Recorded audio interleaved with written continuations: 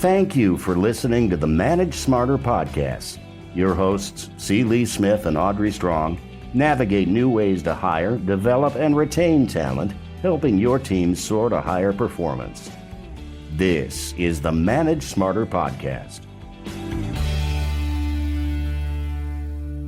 Welcome, everyone, to the Manage Smarter podcast. Today, we're going to talk about the economies of scale, big, complex organizations. My name is Audrey Strong, and I am the Director of Communications for Sales Fuel. And I'm C. Lee Smith. I'm the President and CEO of Sales Fuel. Our guest today has had an extraordinary career in radio, both terrestrial and satellite radio. His name is Jon Zellner, and man, what an impressive resume you have, Jon. Thanks for joining us today. I'm going to tick off a few things here about you. He's Executive Vice President of Programming Operations for iHeartMedia, overseeing national programming, sales integration, operations, and communication to, just a couple people, 860 radio stations in 158 markets, serving 271 million monthly listeners. And programming markets for all sizes in every region. Also was the Senior Vice President of Programming for Sirius XM, 100 channels there. Subscriber base there grew from 1 million to more than 20 million. And then going backwards in time, CBS Radio, also in Kansas City. And I remember, Jon, when you were DJing in Columbus, Ohio, where Sales Fuel is located way back in the day. Yep, That was my first real radio job way back in the day. Yeah, the first time. I remember your first fake radio job, WLHD, Green Radio on the East Green of Ohio University? No, my first fake radio job was actually in my bedroom growing up as a child, but we actually had a 10-watt radio station at the high school where I went to New Jersey. So it was a mono station, which meant that if your stereo wasn't compatible, it would be like karaoke. It was awesome. Engineering was a lot easier then, I guess. Totally. Yeah, less wattage than a light bulb. My God. Right. Yeah, scary. So how do you handle, let's just start with the size and the complexity of the geography and the people and the layers that you deal with. I mean, in general, how can you manage smarter in that environment? Yeah, I think it's certainly different than walking down the hall. I mean, when you talk about economies of scale, we do our best to try to put people in positions where they can manage effectively on a local level. We absolutely communicate as best we can, and not only just communicate, but try to explain why we're doing certain things. We have a theory that any company that's been around longer than the internet has an outdated business model. If you think about it, any company that's been around longer than the internet's probably outdated in the way they do things. So if we were going to launch 860 radio stations from scratch in 2018, we would probably set them up a little bit differently. I mean, obviously local radio and local brands are very, very important. It's the core of what we do at iHeartMedia. But, doing things on a technical level in the local markets probably is not as important as it used to be, but we certainly want to make as much of an impact as we can locally and hire the right managers to, who really understand what those goals are and who can communicate and inspire and motivate their teams on a local level. You talked about even something as simple as communication. Tell the story of the two people that were down the hall. This is a perfect example. We have all these great technology tools and we don't talk to each other. Yeah. It's interesting. I mean, we have IM, we have texting, we've got email, and I think we've reached a point where people are so lazy about communicating that when I had a team of people at Sirius XM, which weren't really scattered out, throughout the country, we had offices in New York and DC and Nashville and LA, but for the most part, they were all in a giant room. I would see people IMing each other and texting each other and emailing each other. And I'd stand up and walk down the hall and say, please follow me, and I would bring them down and say, please, let's talk it out in person. Because, again, I think face-to-face contact is so important. So how do you manage the balance between, you are a national company, you're an international company, and you want everybody then to be in lockstep and singing off the same songbook on the same page. But at the same point in time, it's still local radio. So it's like you don't want to lose the local part of the local radio. So it's like you don't want them to all be cookie cutter versions of each other necessarily. So how do you manage to do that? Yeah, I think that's really important. I mean, again, what we tell clients is that we have national scale with local activation. And if you think about it, it's really hard for a client to be able to achieve that with television stations that don't own all their TV stations. You certainly can't do that with anything digital because there is nothing local about that. So radio, which has been around for over 100 years, is now the number one reach medium in America for the first time in 60 years. It beat television last year. And I think part of the reason of that is that people really relate to their local brands. And a long time ago, when I was first getting into the business, I used to listen to a guy named Scott Shannon who does mornings here in New York. Oh, And yeah. Yeah. he said, Johnny, if you're in a big market, sound small. If you're in a small market, sound big. Now, what does that mean? Well, if you're in New York, you certainly, are not trying to necessarily appeal to the people who live in Manhattan. You want to appeal to the people who live in New Jersey and in the suburbs and the small towns because, they really feel like they are part of something big when they hear their community shouted out on a big radio station. If you're in a small market, you want to sound big, and that means you have access to things, in a small town that they wouldn't have a chance to be a part of. So when we have, $1,000 winners locally in small markets, or we're sending them to the iHeartRadio Country Festival or the music festival or the awards show, that's a big deal in some of the smaller and the mid-sized markets. How do you personally keep your head from exploding every day? Is that like can I get any more direct than that as a member of a leadership team? I mean, how do you get your information and know what's really going on with everybody every day? Yeah, I'm a little type A, and I've always been a little type A. I mean, I think these jobs are certainly not for everybody, and there's certainly frustrations. But I think that the goal of any manager is to surround themselves with people who work as hard as they do and want to win as badly as they do. And I think also managers, another thing to keep in mind is that people don't care what you know until they know you care. It sounds trite, but I think it's true. So, for all the managers we have, I think it's absolutely possible for someone to have a different experience depending on who they work with day to day. But for the most part, we want there to be a consistent level of pride that they're working for the number one media and audio company in America. And they have to understand that, even in the smallest of markets, that they do matter. And boy, those are just words, right? So it's important that we touch as many people as possible. We certainly try to get out to as many markets as possible, but you also have to understand the 80-20 rule, right? That the majority of our revenue comes from our major markets. So it's certainly a balancing act. And I think that you want to let people do their job, but you also want them to understand the greater good and the goals of the company and how they should reflect that on a local level. So one of the reasons why I'm glad that you agreed to join us here today is that you have a lot of employees, if you will, that are remote. And I think one of the things that a lot of managers struggle with sometimes is that remote factor. And we're seeing up to 40% of people, work from home at least, a couple days a week, according to some of the studies that I've read, and we'll have to get those into the show notes. But what is some of your secrets then for making sure that you keep the people that are working remotely out in some of the smaller markets, like making sure that they're engaged and they're still bleeding the iHeart, message and the brand?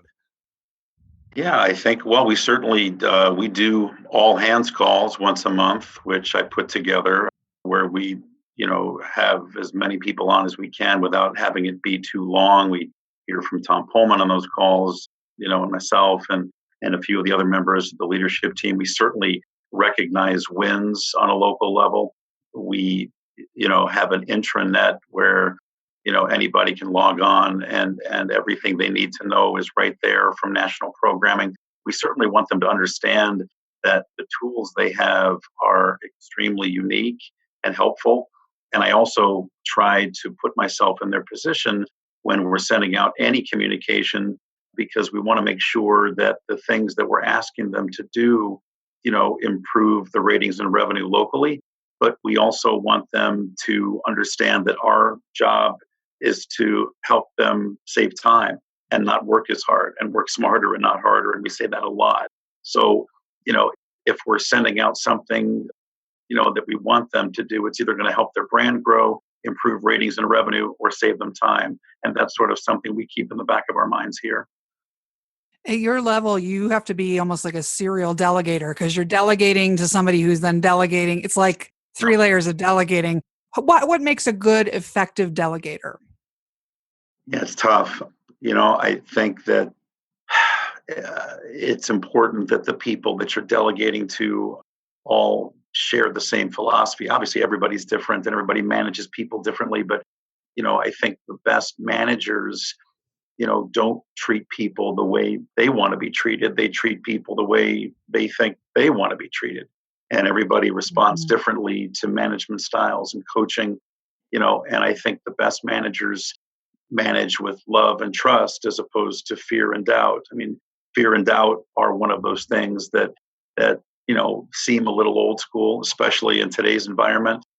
But I think if you want to get the most out of the team that you manage with love and trust, and you trust but verify. And I think that's also a trite statement too. I mean, certainly when you verify, it sounds like you don't trust, but I think you give them the benefit of the doubt, but you certainly hold them accountable, And I always tell, I have 3 grown kids now who are entering the workforce, and my oldest daughter has been in the workforce for 5 years. And I always remind them that usually managers are looking for 2 things. They're looking for follow through and good judgment. And if you have follow through and good judgment, I'm assuming you're going to show up for work on time. But if you have those 2 things, you're probably a lot better off than most. How do you tackle the challenge of being able to show that love and support and caring with somebody who is not being accountable, who's not delivering on what their promise was? In your case of programming, and who's not generating the ratings, who's not showing up at the meetings they're supposed to be showing up to, how do you balance that? Well, if they're not showing up for meetings, there's obviously something wrong, right? And so that's an easy conversation saying, hey, what's going on? Help me help you, right? If anybody, I think everybody should clearly understand what their goals are from a ratings perspective, a revenue perspective, a digital perspective. We lay out goals every year and we're realistic. I think in some businesses, when you're measured on year over year growth, it's possible to look like a hero every other year, right? You know what I'm saying? Yeah, totally. You can kind of coast through for a year, and then next year look great. And there's also some people who sandbag a little bit and say, okay, I'm gonna hold back a little bit because I don't want to do too well this year because I'm going to be measured on this next year. That's right. I only want to get a 5.5. I don't want to get a 6 because I'm going to have to get a 6.5 next year. So. Right. Yeah. So it's all relative. I think that anybody, who, is coming to work every day understands the company goals. They understand the local goals, and they either are in it or they're not. And I think, when we talk to HR, we certainly, constantly look at the people who want to advance, understand what their goals are. And there are people that are truly engaged. There are people that are not engaged at all. And there are some people that are kind of in the middle and they can be swayed either way. Those are the people that we want to spend a lot of time with because for whatever reason, they feel like they don't matter. They feel like they've been passed up for promotions. They feel however they feel, right? So I think those are the people that you want to focus on. The people that are lost, it is what it is, right? So you deal with a lot of egos, obviously. So sure. What's your strategy in dealing with somebody that's got a huge ego and sometimes that doesn't hear what you're trying to tell them? Yeah. That's a tough one. Yeah. I think that people need to understand that you're an advocate of theirs, and if they don't believe that, anything you say is going to fall on deaf ears, right? So I think that you prove that you're an advocate of theirs by listening, by hearing them, by trying to make adjustments that they notice, but also holding them accountable. So I think there's a fine line between having someone feel like they can take advantage of the system and the people that get energized by being challenged. And those are the kind of people you want. Mm-hmm. I have a question about formats and company culture. So, it's iHeartMedia, it's gigantor. But how do you communicate in a way that resonates equally with, say, the morning zoo people in Council Bluffs, Iowa, and your team sitting right there in New York City. I mean, or even different types of employees work under different formats, right? Different types of people.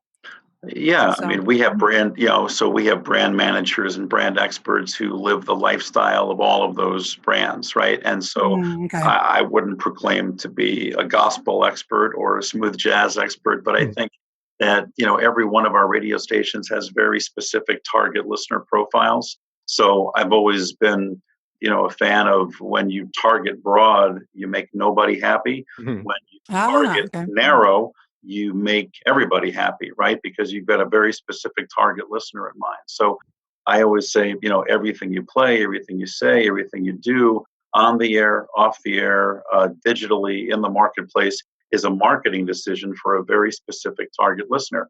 And I also say that, people's brands tend to reflect the personality of its program director. So the program director should really live the lifestyle of the target listener. And if they don't, they should recognize that and find people who do and help them, really understand the fabric of the station, how things are written, how they're said. Because again, if everything you do is a marketing decision, it's not just about the music, it's about everything between the music. It's what the morning show says, it's what the announcements and the promos say, it's what the commercials say, it's what everything says on the air. And keep in mind, people have a preconceived notion when they punch into a radio station, not like a television station where you sit and you know what shows are on. Radio is a complementary activity instead of a primary activity. So regardless of when you tune in, your expectations should be met and matched and exceeded. Interesting. I've been attending a lot of conferences lately, and particularly with the radio people speaking, and they use the same term that you used earlier when you described iHeart as an audio company. So I'm going to give you a little bit of time here to talk about what that means exactly, and also just to convince people that radio is not dead. Well, it's absolutely not dead. Radio reaches 93% of America, which is the same percentage that it reached in 1970.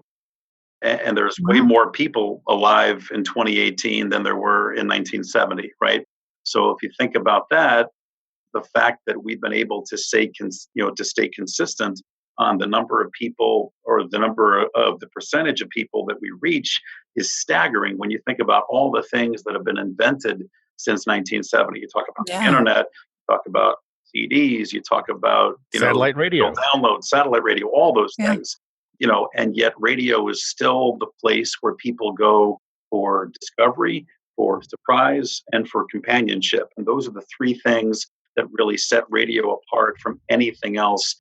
3/4 of the country still discover, new music on the radio, which is interesting because there's all of these streaming services that use algorithms to determine, what songs people like. And the human music curation is not dead.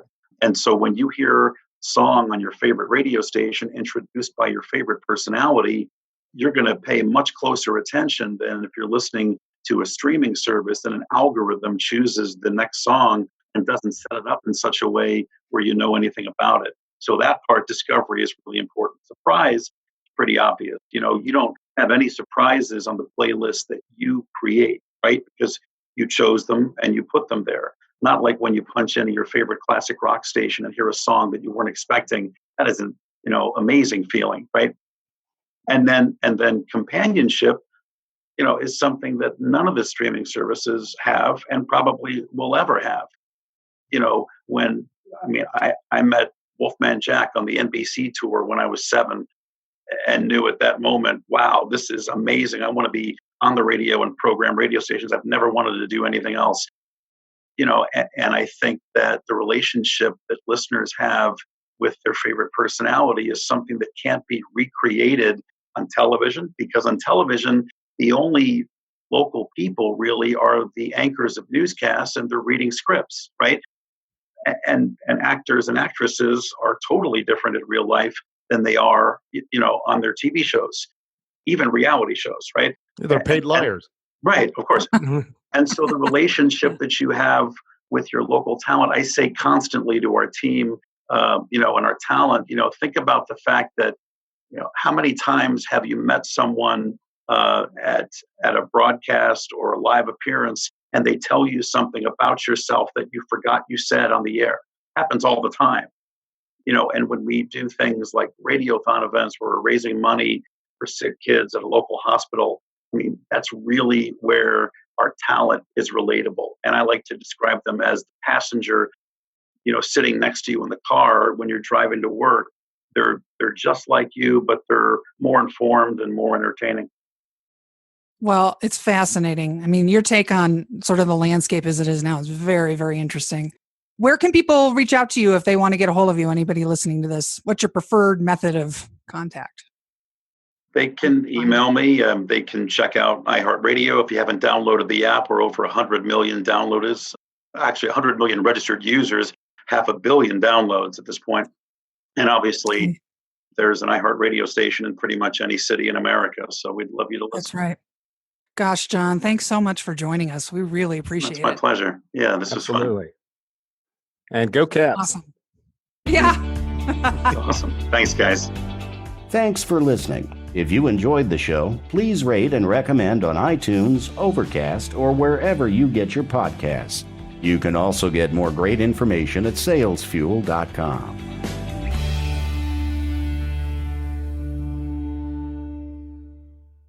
This podcast is a part of the C-Suite Radio Network.